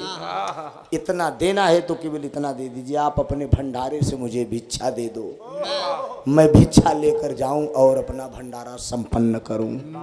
यही वरदान देकर, यही आशीर्वाद देकर आखिर में वो जोगी अपने गुरु की तरफ निकल दिया। राजपाट पूरा ठुकरा दिया बाबूजी। और यहीं से बिरहा की मेरी कहानी खत्म हुई। कहानी अच्छी थी, समझ में आया आप लोगों को? इधर भी समझ में आया है ना? बहुत बहुत धन्यवाद आप लोगों की एक बात समझ में आई। यही मेरे लिए दौलत है, यही मेरी कमाई है। आखिर में वो जोगी जब चला गया, अब जरा गौर करेंगे, बिरहा पार्ट नंबर 1 है अमित जी, ये पार्ट नंबर 1 है, इसका पार्ट नंबर 2 है। चालकोटी नगरी में रानी फुलंदा के पेट से कौन पैदा हुआ, चालकोटी नगरी का कौन राजा बना, ये भी बिरहा करीब 1.5 घंटा का है। पार्ट नंबर 2 कभी फिर इस मंच पे आऊंगा तो पार्ट नंबर 2 आप लोगों के बीच में सुनाऊंगा। आखिरी लाइन है,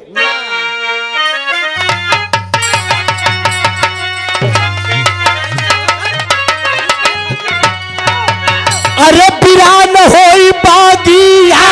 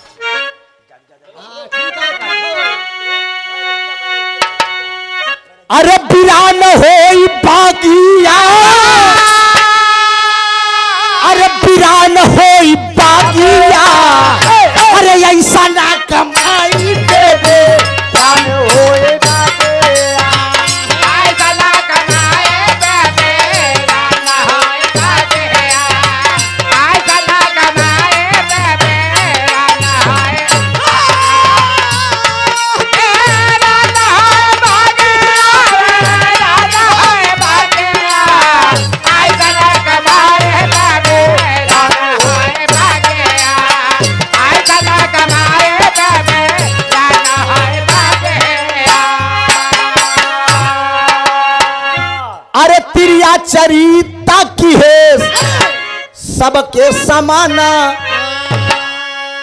अभक्त पूरण माला होई, अरे भक्त पूरण माला होई गईले सपाना भक्त पूरण माला होए गायला सपानावा, भक्त पूरण माला होए गायला सपानावा।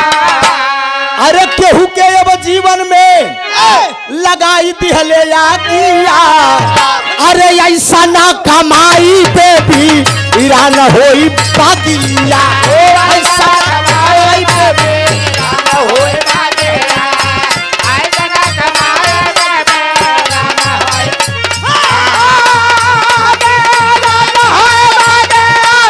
बेरा होए बागेरा, ऐसा ना कमाई पे बेरा होए बागेरा, ऐसा ना कमाई पे बेरा होए बागेरा।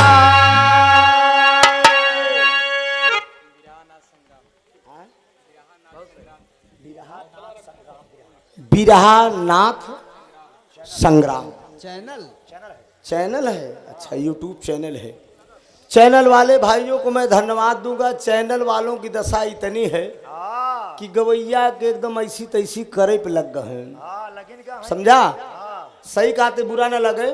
अभी हाल में 3-4 दिन पहले कहीं गाजीपुर में बिरहा था ओम प्रकाश यादव जी का और जाबाज राम जन्म टोपी वाले। गाते गाते बीपी लो हो गई ओम प्रकाश जी को, देखे होंगे आप लोग वीडियो में। ऐसे मैक पकड़े थे, मैक पकड़े पकड़े ऐसे गिर पड़े, बीपी लो हो गई थी। उसको यूट्यूब चैनल वालों ने बकायदे रिकॉर्ड करके खूब बढ़िया से डाला, खूब बढ़िया से डाला। सोचिए एक कलाकार अपना नाम पैदा करने के लिए 50 साल लगा देता है।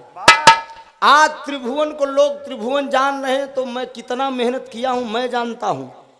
26 साल की जिंदगी में न जाने कितनी मैं गाली सहा हूं, न जाने कितने लोगों का ताना सहा हूं, न जाने कितने अपने परिवार से मार खाया हूं, कितनी दिक्कत झेलने के बाद आज इस मुकाम पे पहुंचा हूं। लेकिन यूट्यूब चैनल वाले माई बहन थोड़ देते, हाँ 2 मिनट में 2 मिनट उठा के डाल दें। गंदी बात। हमारे प्रीतिपाल के बिरहारान में मंच से उतर गया था भदोही में। मेरे लड़के का ऑपरेशन हुआ था, मैं डिस्टर्ब था, मंच से उतर गया। लेकिन उतरने के बाद प्रीति अंडबंड बोलने लगी, उसको बकायदे रिकॉर्ड किए, उसको डाल दिए, उसको बढ़िया रिकॉर्ड किए और डाल दिए। धक्का-धक चलने लगा बढ़िया। अरे यार ये सोचो कि किसी की इज्जत बिगाड़ के क्या करोगे। हाँ वो चीज डालो जो चीज चलने लायक है। आप लोग कमाइए, हमारा शुभ आशीर्वाद बा। हम इसीलिए बीच में सारे चैनल को रोक देते थे। आई बड़े चैनल वाले हमसे बहुत खिलाफ हो रहा था, यार सरवा सबको रोका था। अरे रोकी का इज्जत बनाए हो तू लोग, इज्जत बिगड़ गया। अब गवैया तो ऐसा है कि लिया खुद साथे टहरा थी, 20-20 टी बोलावा थी।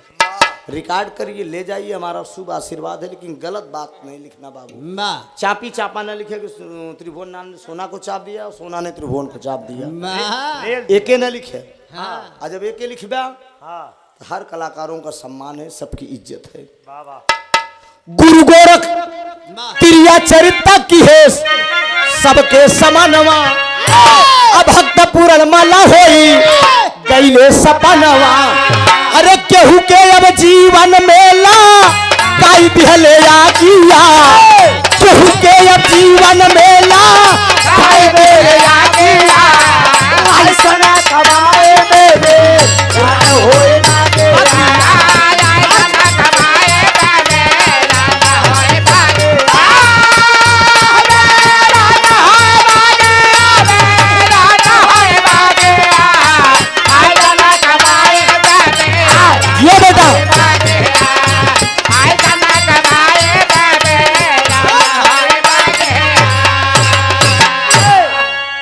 आखिर में ऐसी ऐसी नारियां अगर इस धरती पे होती रहेंगी तो हमारे आपके समाज की क्या दशा होगी।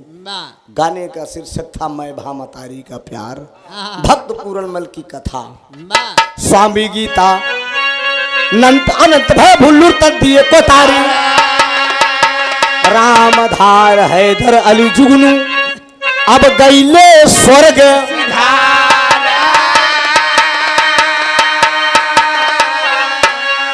अरे राम बुढ़ा बुढ़ौती पे खियाल करा त्रिभुवन नाथ कुमरिया बाटई अबे नौती बुढ़ौती पे खियाल करा अरे हमार कहा माना राजा जी हो हमार कहा माना राजा जी हो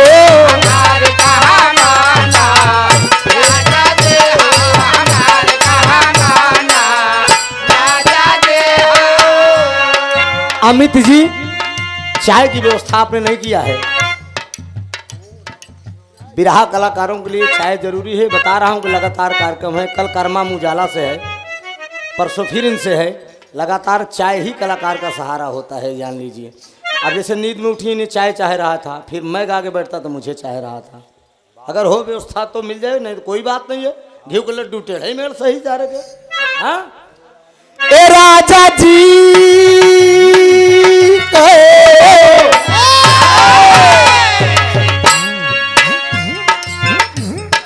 अच्छा नौटंकी वाले ठीक करत वो जब सट्टा लिखे लागे तो कितना बीड़ी चाहिए कितना पान चाहिए उस सब सट्टवा में लिख देते। हम लोग ये चीज नहीं, हम लोगों को खुद ही मिलता है सब। ओ राजा जी सौतन के लंबे लंबे बाल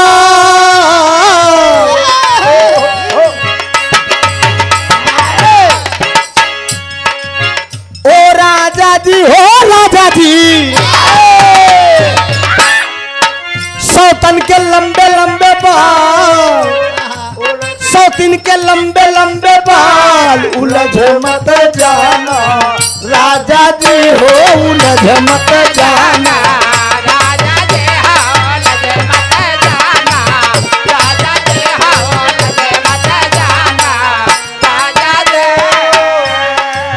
राजा हो तो है कैसे मनाई राजा जी हो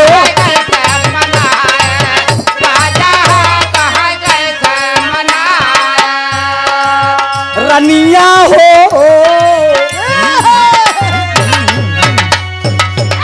अरे मोरी रनिया अरे मोरी बाबू अरे मोर सोना ओ मुगली हे अब का करी तोहार नमोई सोना बा, लेकिन हम तोका ना कहा थे मुलायम, हम तोरे काकी कहा थे। अरे मोर गुड़ई हो मोर चिरई ओ हो मोर अरे मोर करे जाहो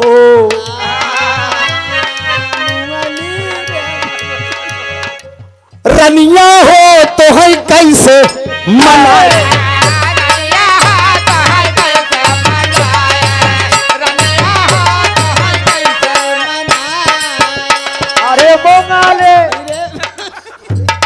लगर भाई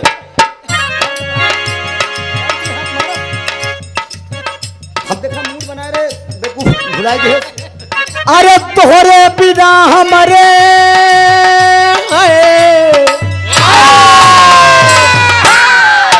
तोहरे बिना हमारे लागे भाई जान लोगी क्या रे तोहरे बिना हमारे लागे भाई चिरई हो तो है कैसे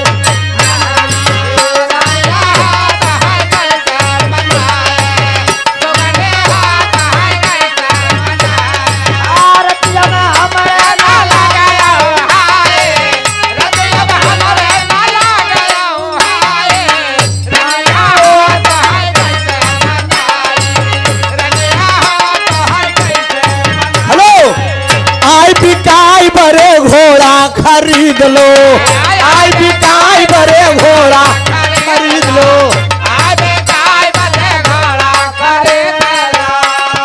नहीं हरे कहाल कहा चूम चटा कितना सहेली तोरे चूम चटा अरे नारी ना बेली तोरे